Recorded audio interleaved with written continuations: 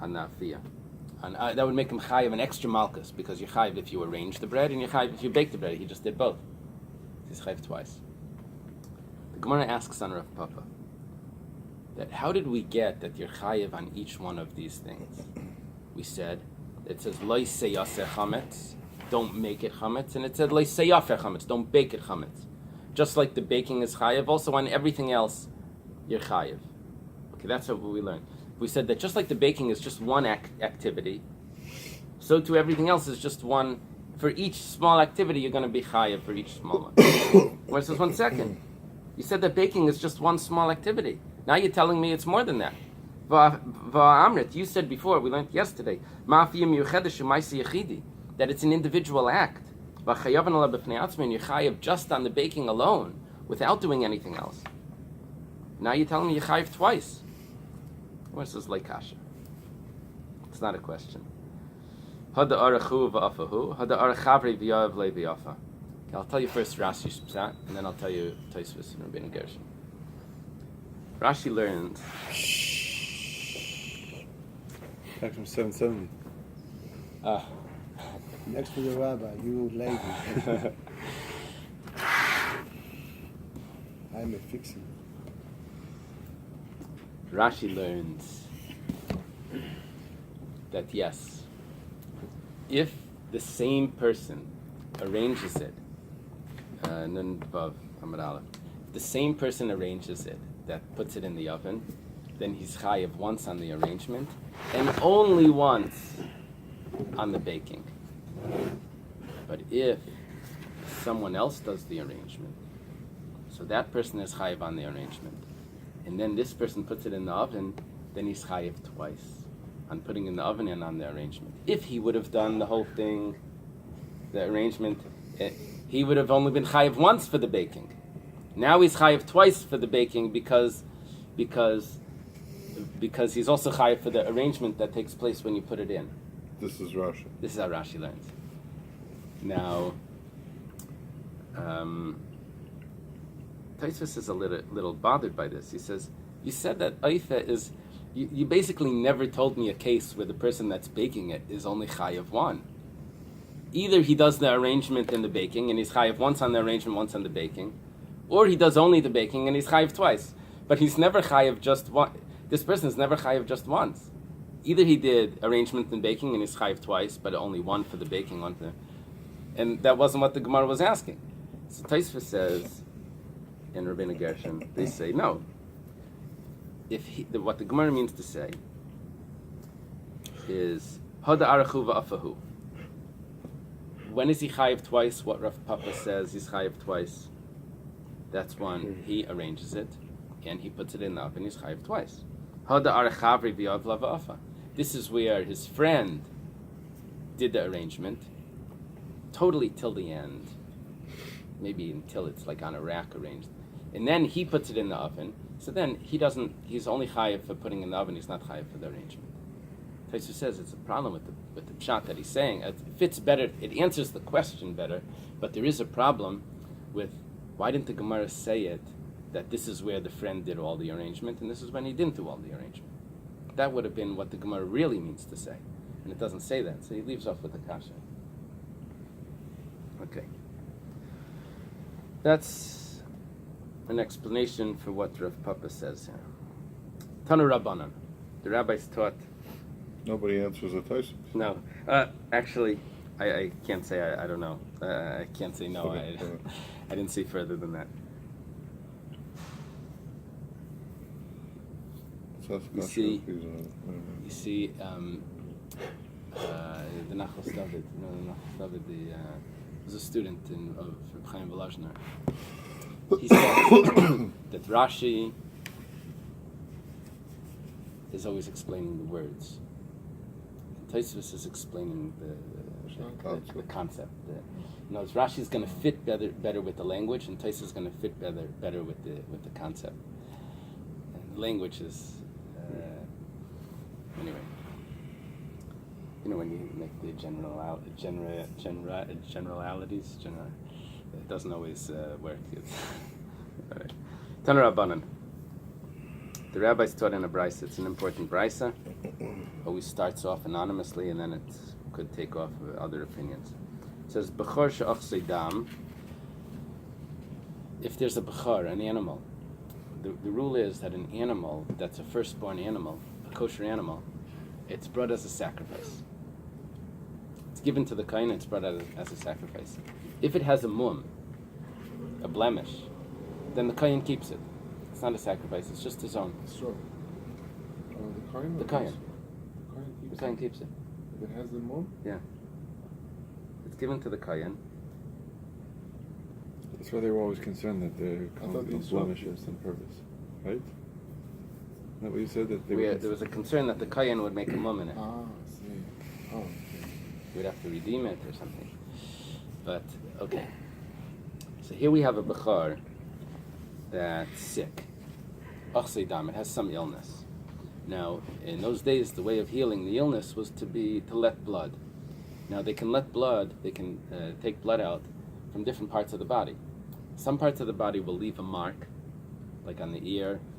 If they let blood out of the ear or on the eye, it won't heal again. Some parts of the body, the rest of the body will not leave a mark. It will regenerate, whatever. So it says, "Makiz naisei dam, b'makom shei naisem b'mo." You can let blood from a place where it won't make a mum, which means the entire body can let blood. But you can't make a mum in it. You can't let blood from a place where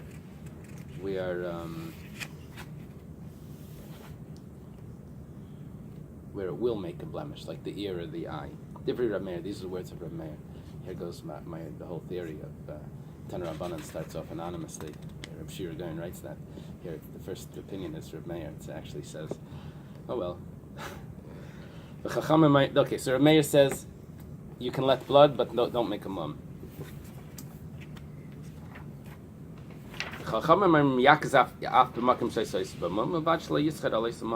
Yes, you can let blood even from a place that will make a mum, a blemish, but you can't then go and slaughter it based on the blemish in the house. So if there's a blemish in the animal, then you can slaughter it at home. It's not a sacrifice anymore. So, but he says you can let the blood out, but then you can't go and slaughter it based on the fact that you let the blood out. You have to wait for another mum to come. This is the words of the sages. Reb Shimon Aimer. Reb Shimon says, now Reb Shimon has an interesting opinion. Reb Shimon holds that Davar She'eina Miskaven on Shabbos is pater. Reb Shimon is very into the way to remember this. Reb Shimon is the author of the Zohar. It's all about Pnimius HaTorah. It's all about what's your inner intention. Reb Shimon says if on Shabbos you didn't intend to do that malacha, so it's not aser. Reb Shimon is moida if it's a psik reisha. So Reb Shimon is moida that if someone tries to cut the head of a bird off and say that I just wanted it as a toy for my children to play with. Those days they would play with more gruesome toys than today. But because it has the head, they would probably put their finger in it, and so They used to cut the head of the chicken and play with that. Really, in your days they would do it? Not my days. Oh, okay. That's why they got finger puppets, right? Yeah, probably. So Reb Shimon agrees that if it's 100% going to happen, the animal's going to die, you can't say that I didn't know it was going to die, that wasn't my intention. But other things, dragging a table on the grass, I didn't know it was going to make a groove in the ground. It wasn't my intention. I needed it over there. I wanted to sit in the shade. So that year would be allowed. Reb Shimon holds it. Okay, so here, Reb Shimon Aimer, Af Nishchat Alei Mum.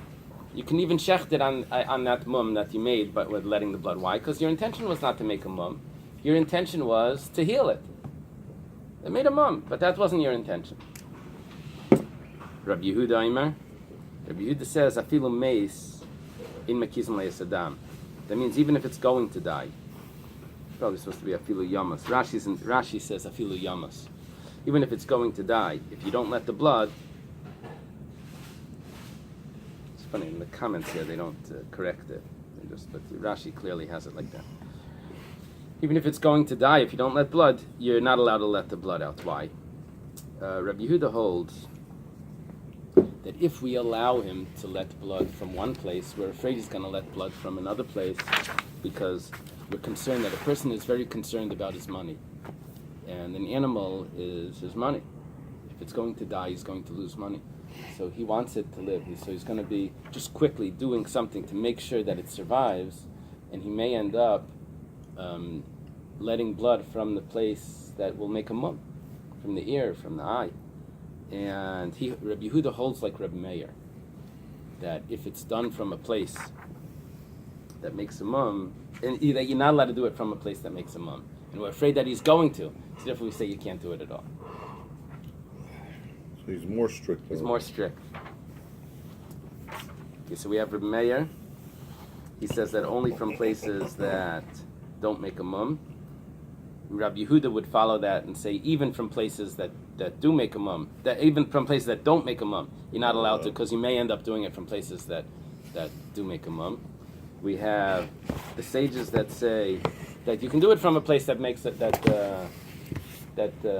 makes a mum, but you just can't shecht it. And you have Rabbi Shimon that says you can even shecht it.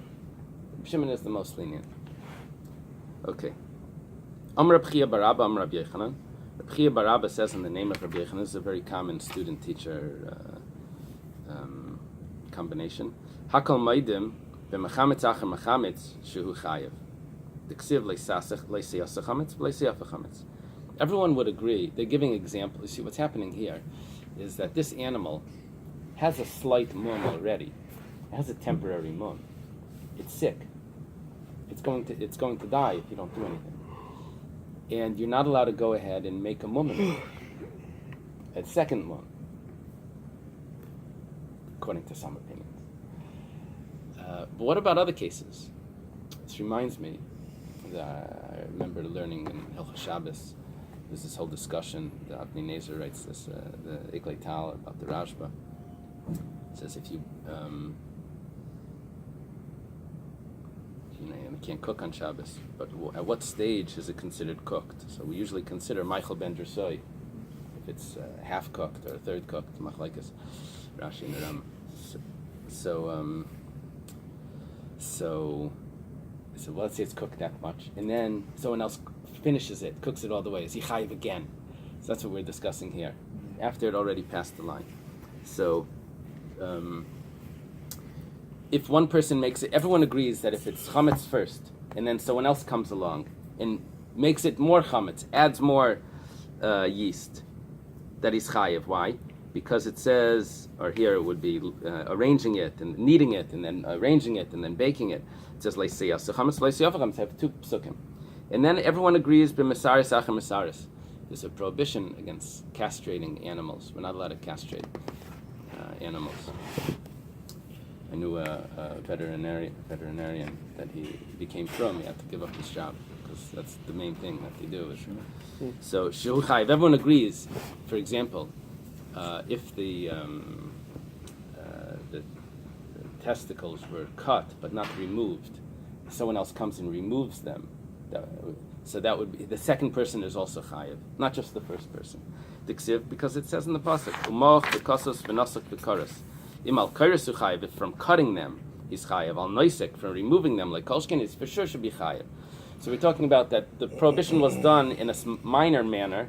If someone continues it, he's still chayiv. Both are chayiv. Ella lahavi noisek acher kairis. It's coming to tell me that if someone removes them after it was cut, shu chayiv. So what here are we discussing? The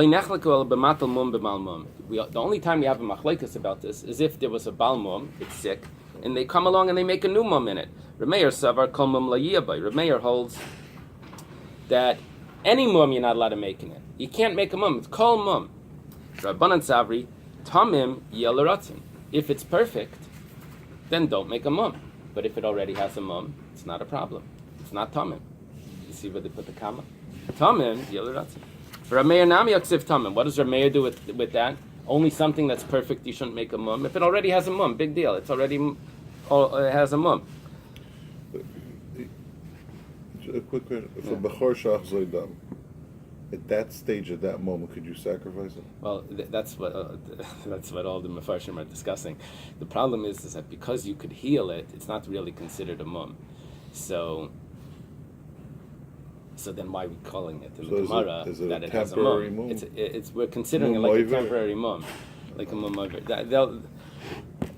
That's the point of difficulty in this Gemara. You're pointing out that is the difficulty in this Gemara that I'm trying to avoid in the Daf Yomi. But that's the real issue. Is it a mum or not? If it's a mum, then just shecht it. If it's not a mum, then why are you discussing it's a mum that you can adding another mum? Okay. Rav Meir Nami Aksiv Tamim Yelrat. And what does Rav Meir do with that? Hahulamuti Balmum Mikara. Rav Meir says that you're allowed to put in a Balmum. You're allowed to put a mum in something that was born a Balmum. The Gemara says, I need a pasuk for that. Balmum Mikara Dikla Be'almahu. A Balmum originally is like a palm tree. It's like nothing. It's not even considered a sacrifice. That you should even need a verse to tell me that you're allowed to put a It's coming to tell me that if an animal that was puzzle and was redeemed, that over there we have certain strictnesses. It was a sacrifice, but you're not supposed to treat it disrespectfully. You're not supposed to use it, the hair and all of that. Since you're not allowed to shear it and you're not allowed to work it in the field, so you should not allowed to put an extra mum in it. Kamashmalan that you're allowed to. It has certain restrictions, but the mum you're allowed to put in it.